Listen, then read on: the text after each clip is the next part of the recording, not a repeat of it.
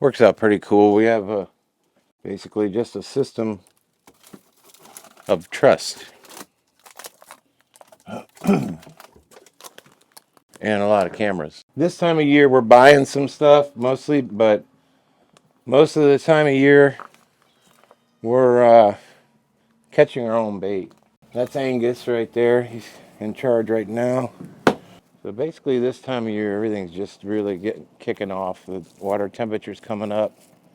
There's going to be cobia moving in, king mackerel moving in, Spanish, all kinds of sharks. Tons of sharks here. Good to see you, man. Excited. Looks like we got a good day. You get a new hat? I need one. They're hard to get, man. Don't give me any. They're hard to get. You got to spend a lot of money there to get one of those.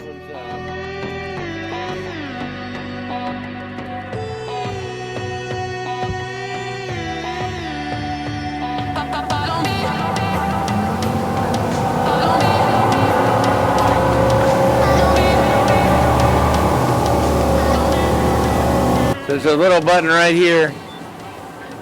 You'll see speed control activated, and it'll show you your RPMs. And just by touching the button instead of moving the throttle, you can bump up your RPMs just with a touch of a button.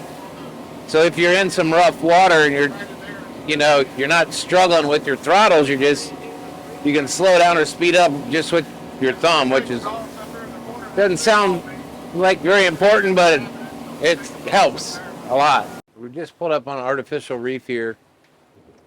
So basically you got some subway cars, army tanks, APCs, armed personnel carriers, if you don't know what those are.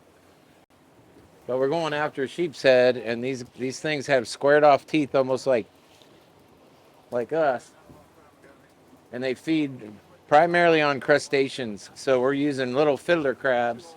We do have a feature on here, fish point. And a lot of guys are using the Rodans, which, basically a giant trolling motor for a big boat. And those work real well, unless it's real rough. And then you just gotta anchor old school. And it's really the same with the fish point that we use here. This is supposed to keep us within 10 feet of our spot. So we're pretty much into the wind. We're gonna hit the fish point. And today I'm gonna max it out. You can go into level 5.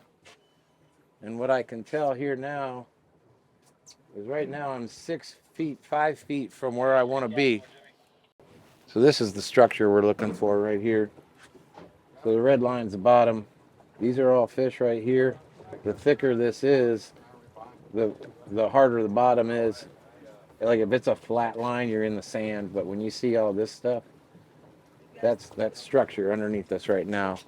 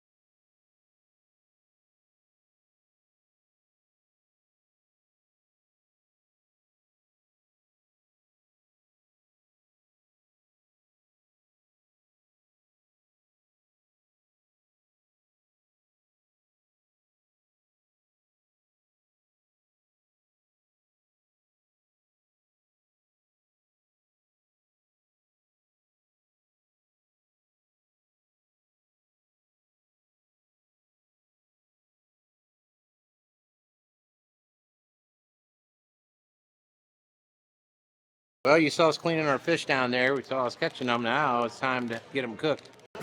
We're going to the kitchen. Now, if you come fishing with me and they cook your fish for you, you're not going to get to go in the kitchen, but we're going to show you what we're doing. Who do we got, baby? Is Eric doing it? Jake. Yeah. There he is, folks. How y'all doing? How you doing, Jeff? Good. Hi guys, my name's Jake Hayden. I'm the executive sous chef here at Dockside Restaurant on Skull Creek. We're gonna blacken and process fish today. Don't show them that. What's our secret seasoning? We can't say. This is the Paul Bourdon. This is the magic blackening redfish. Is what we use all the time. Got our oil in. Again, our pans are smoking hot. We're gonna put a lot of fish in this pan, so the hotter it is, the better. The temperature's gonna come right down when we put the fish in there. Pieces. And we'll watch them. We'll just let these go. We're not gonna touch them. We're not gonna do much for them. The more we touch them, the less they blacken. They won't crisp up. They won't get any sear on them, and they'll be harder to lock flavor in. So we're just gonna leave them go. I'm gonna grab some regular salt and pepper, put it on the back of the fish.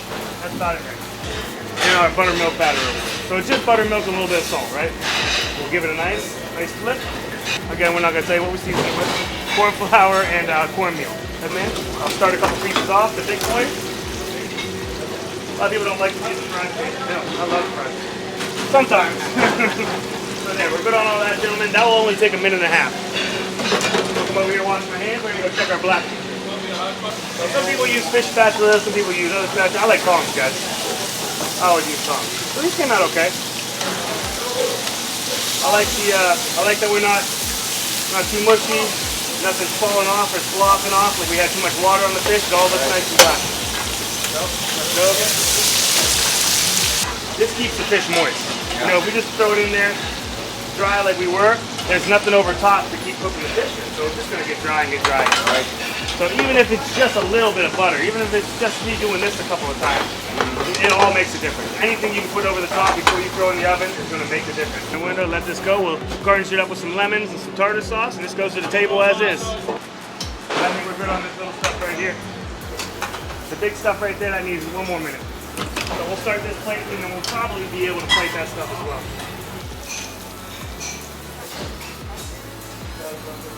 Awesome. Thank y'all coming in for Dockside and watching us do this. We appreciate it. Thank you. Captain, thank you, sir. Appreciate it. Absolutely. We got a whole bunch of delicious stuff here. We got our mixed veggies, our mac and cheese, our creamy collards, our fries, and our green beans. Surrounded by a big old thing of tartar sauce. Here we go, guys. Fresh sheep's head. No, really, really good.